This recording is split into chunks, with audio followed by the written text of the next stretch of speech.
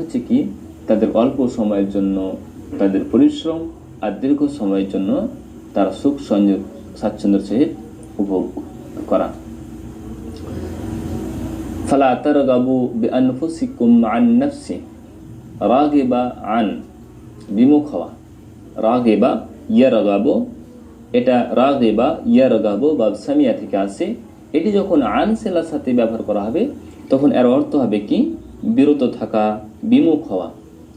আমি যেসব শব্দ আমার বইয়ের মধ্যে উল্লেখ করেছি শব্দার্থগুলো, সেখানে চেষ্টা করেছি যে বই যেগুলো সেলা ব্যবহার করা হয়েছে সেই সেলাগুলো ইনক্লুড করার। তার কারণ সেলা অনুযায়ী যদি অনুবাদ না করি তাহলে অনুবাদটা মেলানো সম্ভব হবে না। তো সেলা অনুপাতে অনুবাদ করতে হবে, আর এটা আমাদের মনে রাখতে হবে।